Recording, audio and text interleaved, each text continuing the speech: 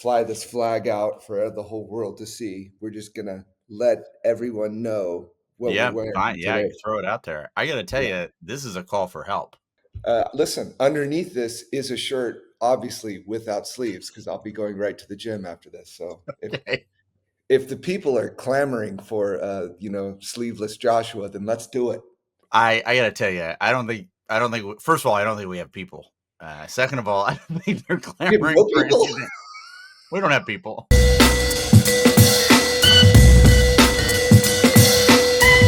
Hey, you had a.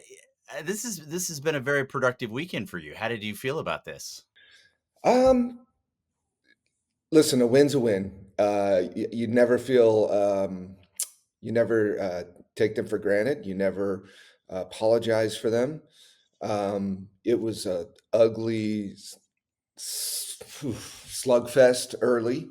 Both teams still, trying to like get their stuff going, and it was difficult. Man, Auburn's a good football team. They're better than I thought, to be honest. I had not seen them much play, but I follow obviously Jackson Arnold and all his stats and stuff. So I was, I'd mostly just followed him and their big time receiver Coleman. So but they're a good football team. That team's going to upset some people if they're not taken seriously. That team can bang. They're good. Um, What was your how much of this do you equate to your offense versus Auburn's defense? it was difficult watching to start because for the first time, I thought I saw maybe the moment was pretty big for Mateer to start. Um, I also don't know if I thought that especially myself, considered the physicality that Auburn played with. They were really impressive to me. But everything seemed like it was in slow motion. I was pretty shocked at how slow and deliberate they were trying to establish the run game. It's almost like the mesh point between Mateer and Blaylock was just slow. And by the time Mateer made his decision, the interior of the line had been caved in and there were people all around. So it looked like the run game was back to struggling. But I almost think Arbuckle didn't put them in the best position for success early. Later in the second half, the ball was coming out of Mateer's hands way quicker. I Yeah. mean, way quicker. Now, Yeah. I'm not going to put all that on Arbuckle, but I feel like he put them in a better position to succeed. Now, obviously, D lines wear down as games go on. It could have also been the push wasn't as strong. I mean, OU's D line in the third quarter definitely slowed down, but the, everything just started moving a little quicker, and Mateer was processing things faster. And I liked where they were at in the second half as far as moving the ball much better. I mean, think about it. Our only touchdown in the first half came on that weird play where there was maybe a deception substitution thing happening and stuff. So we didn't look very effective with the ball at all. So I'm gonna chalk that up mostly to a better than I thought Auburn's defense in my mind because I still believe in this offense. But the run game went back to being highly, highly ineffective. I mean, they didn't even schedule hardly any run plays for Mateer. So I don't know. It was a weird game plan to start. I thought the one position that they really should have highlighted was Jaron Kanik, the tight end. He barely got any looks in the first half. So I don't know what that was. You know, it was a weird game. I was really happy with the kicking game. I know if you throw that out, you tend to not be very I know what you excited mean. about stuff like we were talking with you with your Yeah, I'm stoked about our punter, dude. I mean, yeah. I get it. Yeah, but again, the offense was just it wasn't that great, but man, when the lights come on, Mateer made a drive that he needed, and they did everything that they had to do, and they won, and I was super happy. I mean, the second half was very nerve-wracking. I remember when I used to coach little league baseball and basketball and my sons and everything. I would tell all the parents, I want to see everything. I want to see us have a big lead and lose it. I want to see us be way behind and come back. I want to see us make a lot of mistakes and let teams beat them. I want to see all these things because you have to check all these boxes for a team to be successful. And up till this point, OU had just sort of run roughshod over people. This was a game that tested them. And frankly, in Venable's previous 2 seasons, we didn't win any close games. We lost everything that was a one possession game, whether it was coaching, playing, discipline issues, clock management, everything. We were a disaster when it came to close games. Just couldn't ever like finish the job.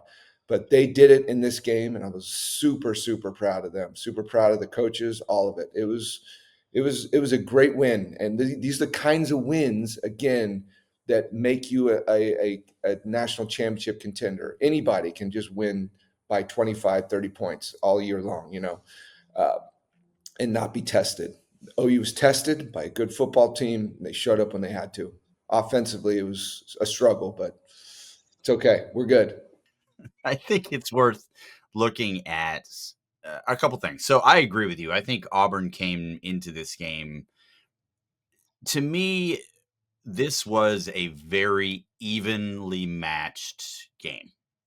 And here's here so and what I mean by that is I think the matchup was certainly complementary. That is to say, strengths and weaknesses against each team. But I also do think that statistically speaking, this was a pretty evenly matched team. So, Arnold left that game 21 of 32, 220 yards, averaging about 6.9 a reception.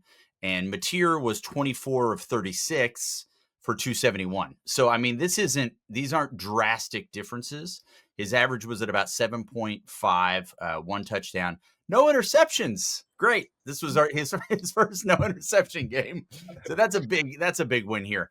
Again, our boy is getting 10 carries. And I think, when you and I talked a couple weeks ago, and I agree with you on this, I feel like the sweet spot for a well-rounded offense for him is 6 and 8. Between 6 and 8 carries, designed carries a game, I think are really going to be beneficial for him. Now, I do agree with you. I think as the game went on, things started to slow down for him, and he was able to see the field a little bit better. I don't know how you feel about this, but I every time I watch him play, he he still seems like a one read guy to me. And what I mean by that is, you know, initial receiver check down. I mean, that's he's not going much deeper into the progression past one and then going straight to the check down if he needs it. Now, I think that's going to create a lot of problems for him with your schedule. I don't think that there are going to be some defenses that are going to give him the opportunity to do that. And what I mean by that is, I just think that he's very predictable in the passing game. The thing that concerns, or the thing that should concern a defense, is he's just really good at hero ball. I mean, he's just phenomenal at it, and it's no shock to me that he is probably the leader in the clubhouse right now for the Heisman. I think Heisman voters is certainly early in the season. They love some hero ball. And I think I think I said this to you maybe after week one. He is going to be a problem for every team that they face this year. The question is, can they make him completely one dimensional? Can they take away the pass game for him? And I don't know that he's faced a defense yet that is going to put him in that position. So let's just have a quick look here. Your this is where we really screwed things up in the beginning, was talking about Oklahoma and their schedule. So right now, you guys are in your regular season, you've got Illinois State, Michigan, Temple, Auburn. You are going back to the traditional, like, we're going to have our SEC cupcake, which usually happens for a lot of teams in the more established SEC around week 8 before they go into their rival game. Sure, But sure. that is your lead into Texas. You do have a bye coming up. Your next game is going to be Kent State going into Texas. Texas also has a bye, and then we have Florida right before you. So, I think it is safe to say that the first defense you guys are going to properly face is going to be Texas. I'm not knocking anything on Auburn. I think they're a good defense. I don't I don't think that they I don't think that they put your receivers in any kind of duress. And I think they made um I think Mateer did a good job against that. I don't think he was reading the field all that much. Now, again, I'm all about the pushback here, Hmm. but my read on Mateer is the test for him is going to be the the Texas secondary and the Alabama secondary. Those are your two games where I know for a fact your secondaries are going to be a problem. Those are two secondaries that are a problem for anybody in this league. And if they can take away his first option and make him do a check down each time, then it really becomes a game of hero ball. And I know that Alabama and Texas for sure have the athletes to run sideline to sideline with him. Now, whether they're going to be able to contain him or not, I don't know. The kid's a freak. I can't Yeah. say that that's possible. But to me, those are your litmus tests. There's my view on Oklahoma has changed pretty drastically in these first four games. I think the Texas game is really going to demonstrate what he has, what Mateer is capable of. I think you guys have a good shot against South Carolina. Ole Miss is going to press your defense, but I mean, I don't think I'm going out on a limb here saying that you guys have number one, number two, number three defense in the league. I mean, the defense right now is top notch if they're not Yeah. top five in the nation. So your defense is going to keep you in a bunch of games. I'm really interested to see whether Mateer can start going through his progressions because as the season progresses and you get into more SEC play, that's going to be the issue they're going to force. But I think you guys should feel really good about it. Let's look a little bit at I want to show you. I think this is kind of interesting. So right now, you want to take a guess on how many how many carries Mateer has this season? Total? Yeah. I'm gonna say 24. Okay. He's at 43. Now, how many of those are I wasn't counting like, breaking the pocket. Like I get that. I get that, but I think you and I both agree that it's too that much. either Arbuckle or Mateer has called that his number a couple times. There's Yeah, for definitely sure. been a couple on those RPOs where he's like, no, I got this. So, I mean, look, your next leading rusher is Blaylock at 42. And the reason I bring this up is when we're start talking about getting into SEC play and we're talking about how multidimensional that offense can be, this is an issue. He has 95. So he's attempted to throw the ball 141 times, right? He, roughly 20% of that is his carries. So if you look at his total offense, he's got 184 plays on offense.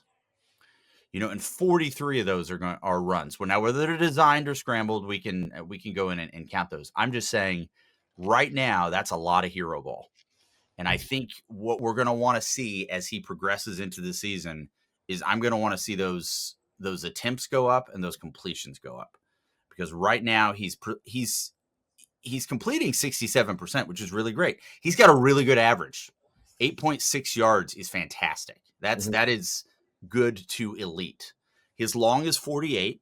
He's got 6 touchdowns, 3 interceptions. He's only been sacked 4 times, which I think Arnold had that in one game last year. So that's good. That's a good sign. Yeah. Um, I don't know if I agree with you about his, his lack of going through his progressions, and I also don't agree with you. I think the Michigan secondary was pretty solid too. Um, you know, I believe he's. I mean, listen, if you're a quarterback and your first read is open, what's the downside in firing the ball to him? How do you know that his lack of reading defenses is not as good as it should be? Because, you know, I I feel like he's done, other than actually this last game, most of his throws have been on target to open receivers. He missed some throws in this last game for sure. Yep. Like, I mean, for sure, he missed throws. He is definitely his worst game from that standpoint.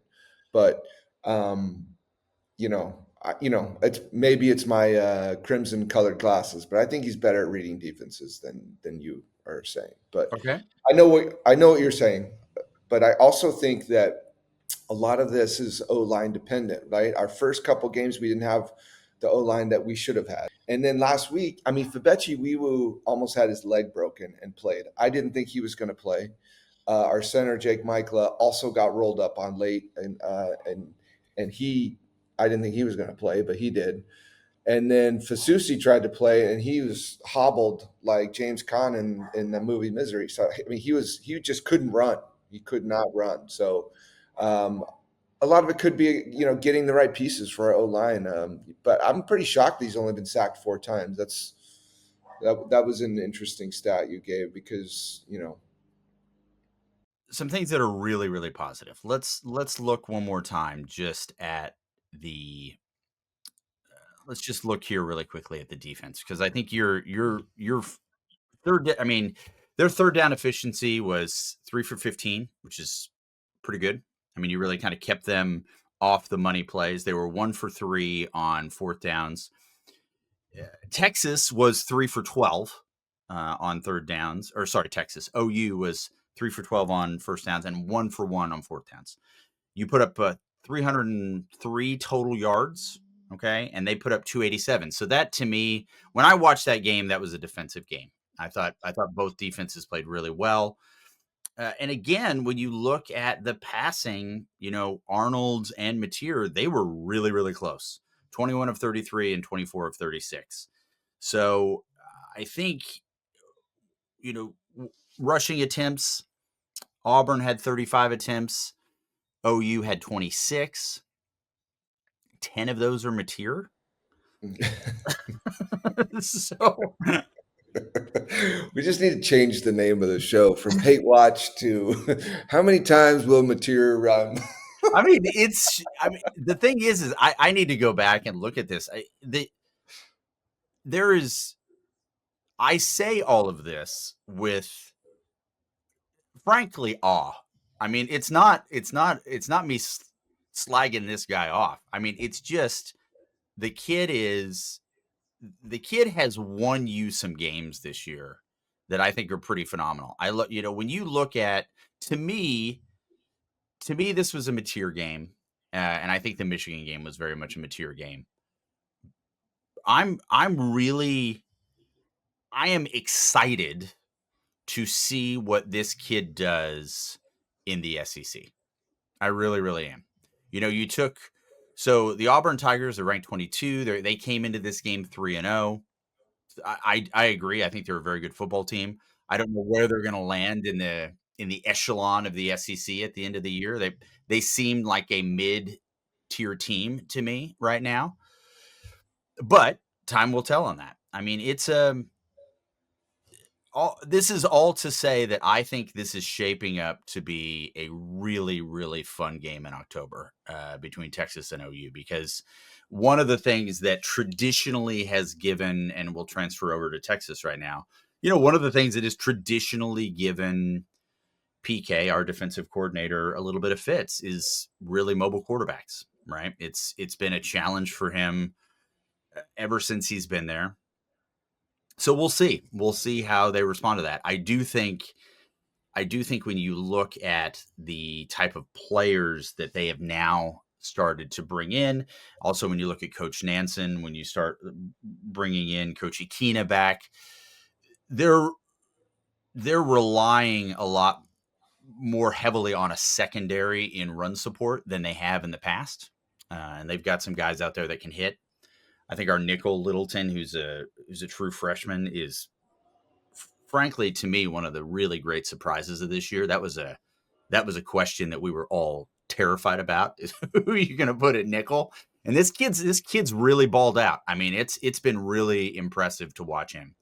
So let's talk about the elephant in the room, and that was Mr. Arch Manning. Arch, finally had a really good statistical game against a really poor opponent. Sam Houston State came in here. They were 0-3. They are a Conference USA team that veers toward the upper echelon of that particular conference, but certainly not an SEC opponent.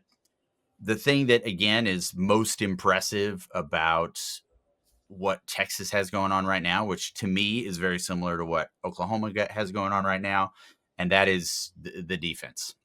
Texas's defense this year has been downright scary. Total yards for Sam Houston State, 113.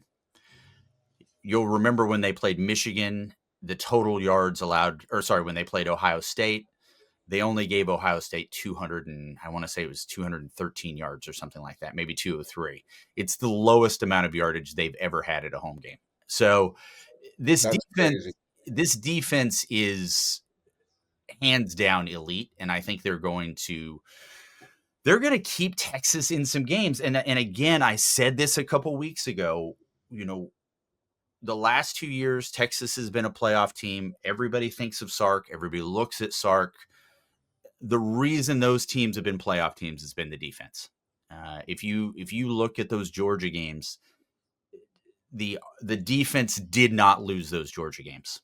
The offense just could not get it done in those games, and my fear is that is where this season is heading. That being said, some of the really positives that came out of this are things that, frankly, we should have seen earlier in this season.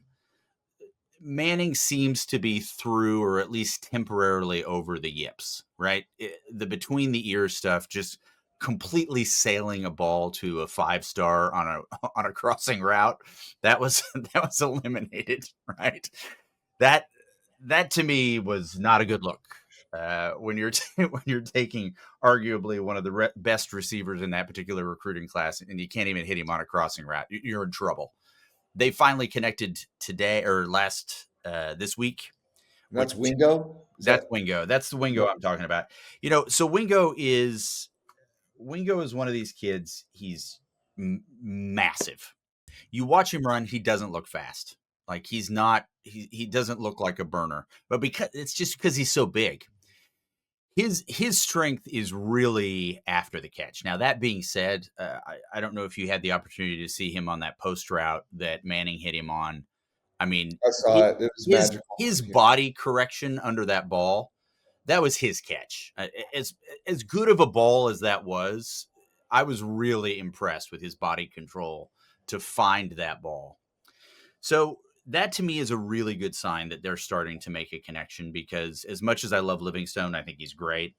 Wingo's just a freak athlete. And I think anytime you can get him the ball, we got to see DeAndre Moore again, which creates an amazing element again for Sark's offense, having somebody in the slot that can be that dangerous.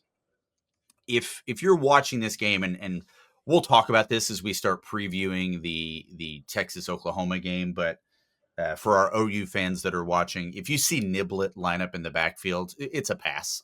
I mean, he's invariably going to go out. He's one of these guys that's also, he returns our kicks. He's just a freak athlete, and he's one of these guys that you can put pretty much anywhere. So they're going to line him up. It's probably going to be 12 personnel, and they're going to throw him out there. And it's just, he does that to create some matchup problems. So this is all to say, this was the first game we've seen since Ohio State where Arch had his weapons available to him. I thought he used them really, really well.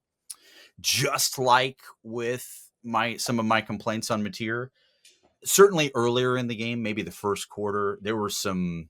I mean, there were some opportunities he just missed downfield. He had Livingstone wide open, and again, he checked down the ball. So, the difference here, and maybe I'm again, these are my burnt orange rose colored glasses, making some excuses for him, is he just doesn't have the experience Mateer has, and I'm hoping that this, as he progresses in the college game and gets a little bit more accustomed to it, those types of things will go away. But 309 yards, I think. Yeah, this to me, he was 18 of 21, 3 touchdowns. Two of those I know were rushing. I think this was a really good sign. Total offense 607. Great, really nice numbers against a very poor opponent. I think we need to be very objective about what we're saying here. But as you said last week, Josh, we were looking for this to be an air quotes get right game, and that really wasn't the case last week. To be honest with you, this week was to me a proper get right game for them. You got to see Texas executing what they wanted to execute, not always to the best of their ability. But I have to say that, even in the third quarter when we were started rotating in true freshmen on that defensive side of the ball, some of those kids are pretty scary. So I'm very optimistic long term about the offense, or sorry, the defense. Could you I, say, do you think that OU and Texas then have the 1 and 2 defenses in the SEC? Because I mean, OU's defenses, they're the best I've seen since like the 90s. They're really fantastic. They're And I'm fantastic. I mean, look, you're never going to have a poorly schemed Venables defense. They're going to know what they're going to need to do. They're really going to fill their run gaps. That to me is a given. The thing that really impresses me about this OU offense, or defense rather, and it's not something I've seen in a while, is they are fast. This is Hmm. one of the fastest defenses I've seen OU have in a long time. They're coming off that edge really quick. And I would go so far as to say that at least minimum, certainly during Venable's tenure, this is his best defense. Oh, I don't not think you even have a any question. question. Yeah. Uh, you know, Ranking OU defenses may be a fun thing that we do in the offseason, because that's a hard thing to do. OU's just had some phenomenal defenses, certainly over the last decade. But without question, this is Venables' best unit that I've seen him field since he's been there. And yeah, I would say you're number one, number two, if not one A, one B, and I wouldn't know where to put them, to be honest with you. I think the one advantage that Texas might have is the secondary, maybe. But again, you could convince me otherwise, and I wouldn't be. That to me is so close. They are so close. Their most experienced is going to be on the back end, certainly with the safeties. Um, the the other thing that I think we've got, I think if you were to take the top, I think if you want to take your number one D line unit, your starters, I think they're better than our starters. However, we rotate 2-3 lines in there, and the drop off isn't that drastic. So if you're taking a guy like Dominique, uh, is he better than Shaw on snap 40 than Shaw is on snap 20? I don't know. Hmm. Yeah, That's yeah. that's my question. I think we have more depth in that particular field.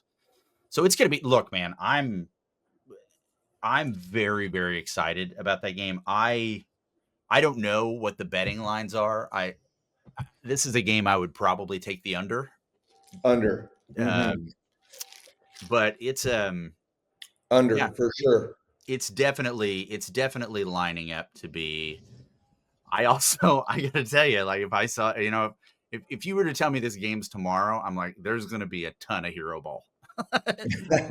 Manning is running the ball. Mateer is running the ball. There's gonna be it's this is not like Sam Elliger level hero ball for Texas, but it's going to be up there.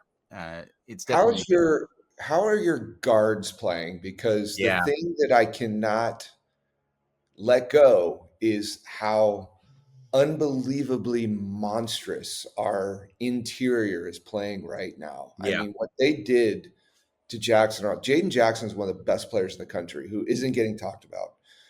David Stone, both these guys sophomores. Dominic Williams, obviously, Grayson Halton, even Marcus Strong when he comes in. These guys are absolute beasts. And yeah, I'm just curious how the interior part of your line is playing right now from a gelling standpoint, because yeah. these are creatures that are going to be coming at them. And I mean, when you throw in R. Mason Thomas on the edge and Adeboare and Wine, I mean, it's just droves of just speed and pressure and power. So I mean, right guard is GJ Campbell's got 34 starts. Everybody else, you're looking at like 5.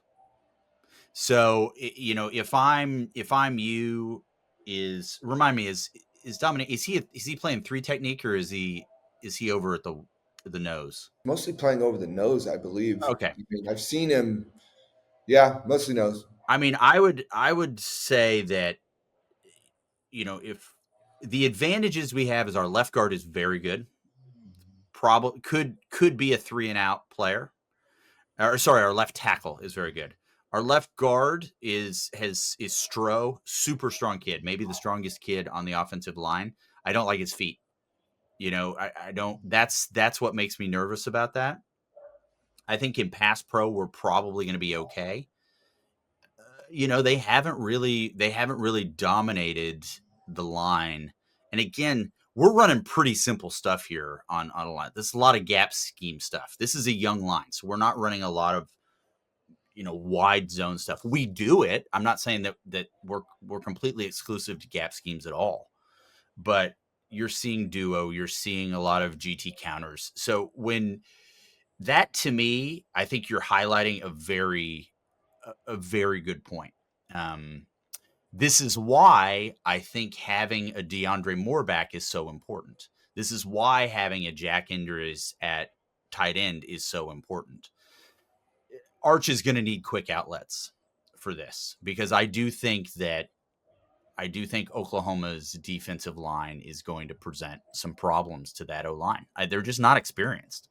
They've been in the program a long time. It's not like they're new. Brandon Baker, who is our giant, massive recruit out of California, who's playing right tackle right now.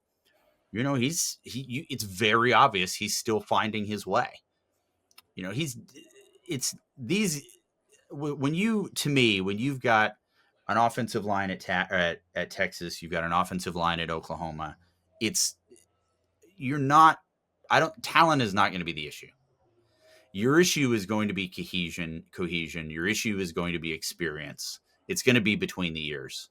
And right now, our right guard DJ Campbell is the one that has the most experience. Um, and he's like, look, the reason we're doing those GT counters is because he is fast and he is mean and he is massive.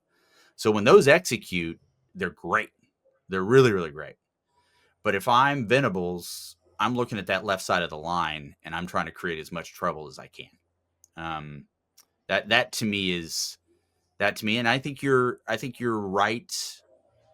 Whoever's going against the right tackle, you're basically going against a redshirt freshman. Mm.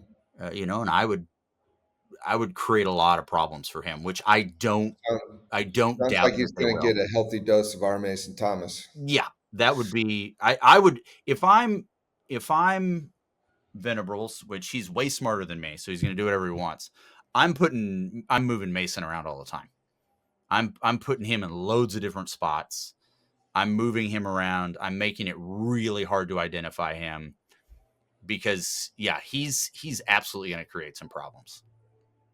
Well, we've got to get, we've got 2 weeks to get our A1 O line back, because your D line is going to be a problem too. And we're basically hobbled, I mean, right now. So I'm hopefully we'll get them back. And then can you remind me, how tall is Wingo? Because I think what we all want in life is for someone to believe in you as much as Venables believes in Cortland Guillory, our true Right. freshman corner, who I love. But the fact that Venables kept sticking him out there on Coleman one on one, Yeah. I'm like, what are we doing? This is an NFL receiver. Right. Uh, Well, and I so don't know. he's coming in at 6'2", around 214. Now, my question, because this was my question watching that, what kind of options does he have? Because, I mean, Well, I saw that and I'm like, you're just exploiting the hell out of this kid. Who else are you putting in there is my question. Well, I don't think they need anyone else. He's been fantastic, true freshman, Yeah. fantastic. Yeah. But you have to understand who the best player on the field is at times. And this Coleman guy is a straight up dude. He's Yeah. a Yep. NFL receiver. Yep. And when plays needed to be made, they're isolating him over on the side. Giller's got him one on one. I'm like, no, no, no. So we don't have another better option. Court Guillory's great, but sometimes those guys you can't leave them on an island. You have Yep. to rotate one of the safeties over there and give him some help. And we didn't do that. He wanted pressure in the box, which is fine, but in that situation, he needed some help. So I'm just, I'm concerned that Wingo is going to have a similar effect, and if we don't make some adjustments, Guillory could have another long game. So we'll see. I mean, Gentry Williams is our other corner, who I actually love, but he cannot stay on the field. He's dealt with more injuries than anyone I've ever seen in my life. So Giller's our best man-on-man cover guy. He'll be fine, but I don't want to leave him over there with Wingo all by himself. Well, I think you and I both agree that, as it stands right now with both of our teams, if you can take away the passing game and make them one dimensional on running, it's going to be a long day for that offense. And I feel the same way with Texas right now. We are not where we need to be with our running game.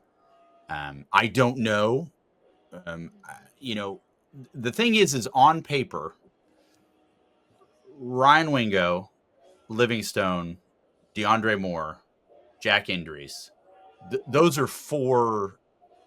Those are four starters at any SEC school, and he has got the weapons to distribute the ball. If you take those away, and I'm not saying that's an easy task, but if you can take those away and make them one dimensional, which which is what Georgia does, which is what Ohio State tried to do.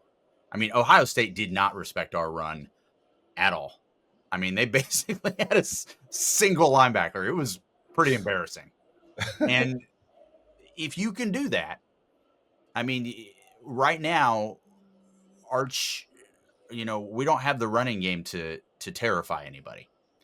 And so that to me is, we can talk about these quarterbacks, we can talk about it as much as we want, but right now Oklahoma and Texas are not scaring anybody with their running game.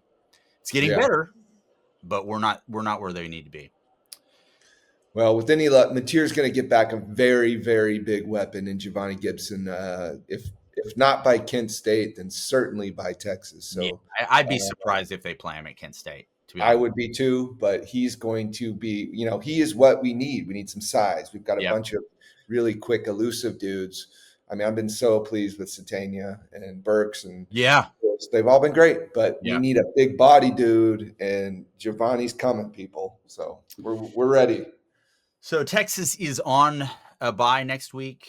OU is on a bye next week. So we will be on a bye next week. So I hope everybody's okay. We're going to give Josh here some opportunity to get back on the beach volleyball court. He's dealing with some marine layer now, guys. So this is why he's got his hoodie on. Pray for me. We will. Right up there. It's number one. I played Number one all on my day prayer list. yesterday, though. So Listen, and also I want to thank everybody for giving us the opportunity. If you've made it this far in, I really appreciate you listening to us. Give us your comments, give us your love, give us your hate. If we mess something up, it's #45. Let us know we screwed up, and we'll be with you in 2 weeks' time when Kent State faces Oklahoma and Texas gets started in SEC play. Thanks, Josh. See you next time, man. see you, brother. Great.